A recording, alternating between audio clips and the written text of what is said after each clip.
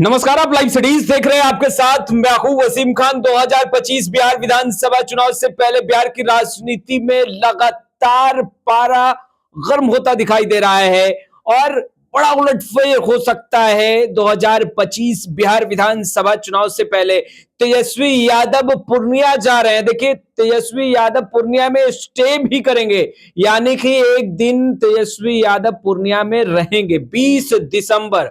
जी हां, बिल्कुल, तेजस्वी यादव पूर्णिया में होंगे और पूर्णिया के सांसद पप्पू यादव भी संभवतः पूर्णिया में उस दिन हो सकते हैं मौजूद, क्योंकि तेजस्वी यादव देखिए चौथे चरण की यात्रा पर निकल रहे हैं और पप्पू यादव लगातार पूर्णिया के विकास के लिए मोर्चा संभाले पूर्णिया में सक्रिय हैं। हमारे साथ फ्रेम में आपको रवि उपाध्याय सर दिख रहे होंगे, जो कि खबरों की दुनिया से लगातार आपको अपडेट रखते हैं, बिहार की सियासत के हर रंग को समझते हैं और बिहार की सियासी पारा कितना और बढ़ सकता है उससे लगातार अपडेट कर रहे हैं। बिना वक्त जाया किए हुए सर, तेजस्वी यादव पूर्णिया पहुंच रहे हैं 20 दिसंबर, क्या पप्पू यादव से मुलाकात हो सकती है?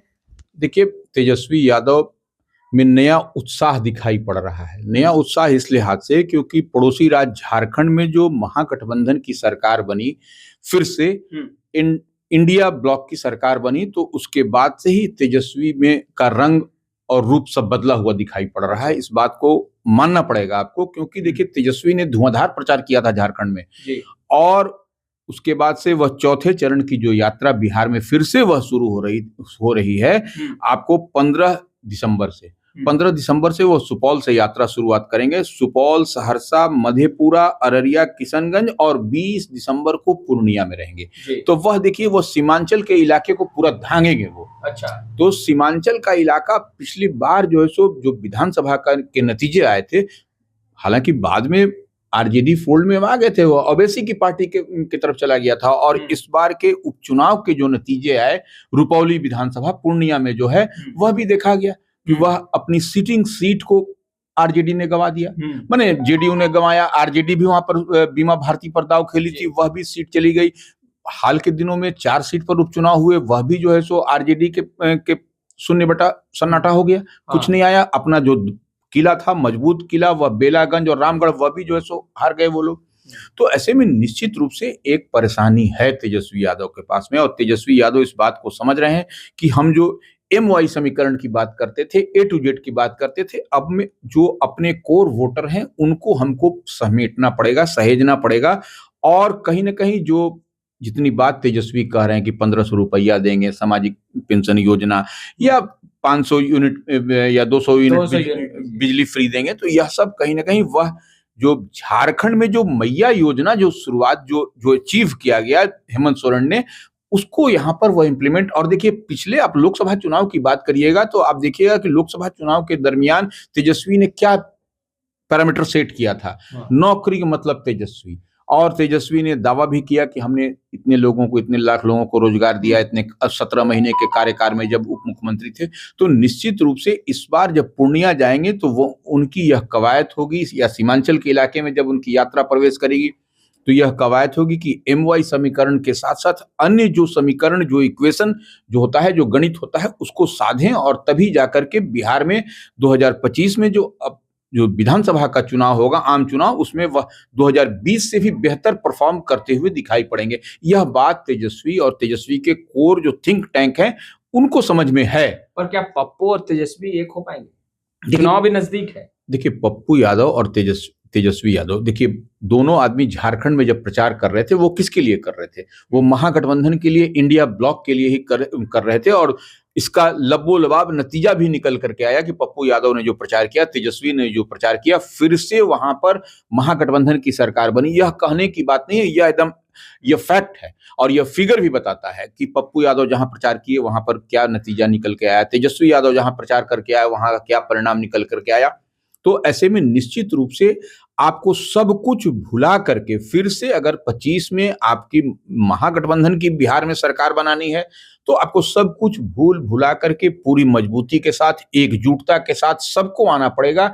और देखिए, पप्पू यादव तो एक तरीके से कहा जाए तो वह कांग्रेस के लिए ही प्रचार प्रसार कर रहे हैं और कांग्रेस जो है सो ने एक बड़ी जिम्मेदारी निश्चित रूप से तेजस्वी यादव को बिहार में दे रखी है। उन्हीं के कंधे पर महागठबंधन की जिम्मेवारी है, वही ड्राइविंग सीट पर बैठे हुए हैं तेजस्वी यादव। तो निश्चित रूप से हमको नहीं लगता है कि दोनों अलग अलग कोई चुनाव के समय 2025 होगा तो वो अलग अलग धारा विपरीत धारा में जाएंगे। वो मजबूती निश्चित रूप से पप्पू यादव जिस मन और मिजाज के हैं, जिस मन और मिजाज के तेजस्वी यादव हैं, निश्चित रूप से यहाँ पर महागठबंधन की फिर से सरकार बनाने के लिए हर जो भी कठिन से कठिन विपरीत परिस्थिति होगी उसको ये लोग साधते हुए नजर आएंगे। पर जिस तरीके से बयान बीते दिनों के अगर देखे जाए पप्पू यादव के हों या फिर राजनीतिक परिस्थितियों को देखा जाए, 2024 लोकसभा चुनाव को अगर देखें सर, तो तेजस्वी यादव ने पूर्णिया में कैंप किया था, निर्दलीय पप्पू यादव चुनावी मैदान में थे और उसके बाद आपको लगता है कि 20 दिसंबर बिहार की राजनीति का वह दिन होगा जब दो दिग्गज नेता एक साथ नजर आ सकते हैं? देखिए, हम तो कोई वसीम खान, हम कोई ज्योतिषाचार्य नहीं है, लेकिन इतनी बात तो तय है कि देखिए राजनीति संभावनाओं का खेल है और इसमें हर तरह की बात होती है, इसमें कहीं कोई दिक्कत नहीं है। देखिए पप्पू यादव तमाम इसके बाद कांग्रेस में विलय किए, फिर भी उनको नहीं एक्सेप्ट किया गया। तेजस्वी यादव, तो वह सब चीज भूल जाइए आप, वह सब चीज भूलने वाली बात है, क्योंकि राजनीति में अगर यदि मजबूत कुछ करना है तो आपको इस तरीके से, कौन जानता था कि वोट ऑफ कॉन्फिडेंस के समय जो आरजेडी के कद्दावर नेता, बड़े बड़े जो विधायक हैं जिनके कहा जाता था कि वह आरजेडी से अलग नहीं हो सकते, वह जाकर के किधर बैठ गए थे। तो यह राजनीति है, यही तो राजनीति की खूबसूरती और लोकतंत्र की खूबसूरती है कि कोई किसी को बांध के नहीं रख सकता। चार पैर वाले को बांध के रख सकते हैं, दो पैर दो हाथ वाले को बांध के नहीं रख सकते। देखिए हम ही लोगों ने पिछले दिनों एक न्यूज भी हम लोगों ने किया था कि तेजस्वी यादव से जेडीयू के दो वैसे गंगा उस पार के जो एमएलए हैं वह मिलने के लिए रात के अंधेरे में, ठंड के मौसम में गाड़ी का शीशा चढ़ा करके मफलर और टोपी लगा के जाके मिल रहे हैं। तो वह, यह तो होता ही है, इसमें कहाँ दिक्कत की बात है। और तेजस्वी को वह टारगेट अचीव करना, तेजस्वी भी चाह रहे हैं कि हमको जो 2020 में जो मैंडेट आया था उससे ज्यादा मैंडेट आए। तो यह जो है सो निश्चित रूप से, और पप्पू यादव भी यही चाहते हैं कि भाई यहाँ पर महागठबंधन की, इंडिया ब्लॉक की बिहार में सरकार बने, सो दैट कि वह उनके नाम की भी चर्चा हो। और जिस तरीके से पप्पू यादव के पास, पप्पू यादव की यूएसपी क्या है, वह सबके लिए सर्व और सुलभ होते हैं, समाज के हर वर्ग के लिए। तो वह निश्चित रूप से यहाँ पर कुछ अगर बेहतर परफॉर्म होगा तो उसमें पप्पू यादव की भी भागीदारी होगी, तेजस्वी की भी भागीदारी होगी और कांग्रेस तो है ही है साथ में। लग रहा है परिस्थितियां बन रही है वैसे। देखिए परिस्थिति, हम तो कहे कि राजनीति संभावनाओं का खेल है, इसमें कब कौन सी परिस्थिति बनेगी इसका कोई भी आदमी लिखित रूप से नहीं दे सकता। एक से एक आप राजनीतिक पंडित से आप पूछिए, एक से एक भविष्यवक्ता से पूछिए, कोई नहीं कहेगा कि आज ऐसा है तो कल ऐसा ही होगा। कल क्या होगा कोई नहीं जानता है, लेकिन यह बात है जो दिखाई पड़ रहा है वही हम लोग बात कर रहे हैं, जो चर्चा में है वही बात कर रहे हैं। और देखिए पप्पू यादव तो की जो बात होती है वह पहले लालू यादव के साथ में रह रहे हैं कि नहीं रहे हैं, यह बात तो है, यह तो ओपन फैक्ट है। और लालू प्रसाद यादव को वह गार्जियन भी मानते हैं।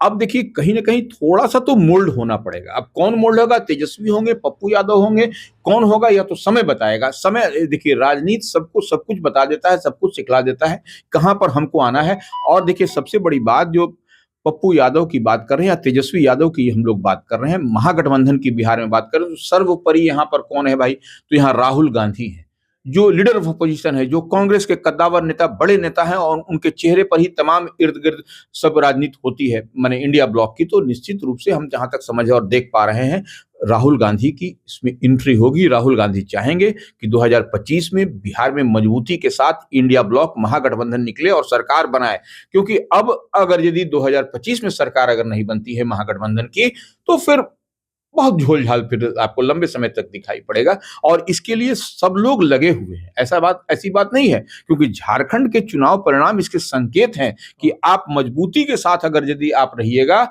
और वैसे लोग आपके साथ में रहेंगे, टेस्टेड और ट्रस्टेड आपके साथ में नेता रहेंगे, तो निश्चित रूप से आपको चुनाव परिणाम और चुनाव के नतीजे आपको उसी तरह से उसी ओर इशारा करता हुआ दिखाई पड़ेगा। 15 दिसंबर के बाद तेजस्वी यादव कुल 8 दिनों की यात्रा पर हैं। ये चौथे चरण की यात्रा है, कार्यकर्ता संवाद यात्रा। क्या लगता है सर कि मुस्लिम वोटर्स को एकजुट करने का भी तेजस्वी यादव जो मिशन लेकर आगे बढ़ रहे हैं, वहां सीमांचल के क्षेत्रों में भी?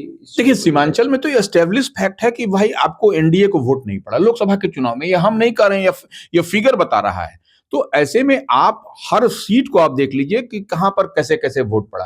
तो नहीं तो 0 पर बोल्ड हुई थी आरजेडी पिछले लोकसभा चुनाव में, फिर वो उसको 4 और टोटल इंडिया ब्लॉक की बात करें तो 9 और पप्पू यादव को जोड़ दिया जाए तो 10 सीट। तो यह 10 सीट का तो झटका या जोल्ट कह लीजिए तो इंडिया को लगा है लोकसभा के चुनाव में। तो यह तो ओपन फैक्ट है, यह हमारे आपके कहने की बात ही नहीं है। तो ये ऐसे में निश्चित रूप से अगर तेजस्वी यादव कुछ करना चाहते हैं, बेहतर परफॉर्म करना चाहते हैं, तो निश्चित रूप से उनको सब कुछ दरकिनार कर करके आपको सबको साध करके एक साथ लेकर के चलना पड़ेगा, तभी आप बड़ा गोल अचीव कर पाइएगा। अदरवाइज फिर ढाक के 3 पात हो जाएगा आपका। तो आपने सुना रवि उपाध्याय सर को स्पष्ट रूप से कहते नजर आ रहे हैं कि 2025 बिहार विधानसभा चुनाव में जीत फतेह करना है तो सबको एकजुट कर साथ चलना होगा। फिलहाल इस वीडियो में इतना ही। आपका बहुत बहुत शुक्रिया।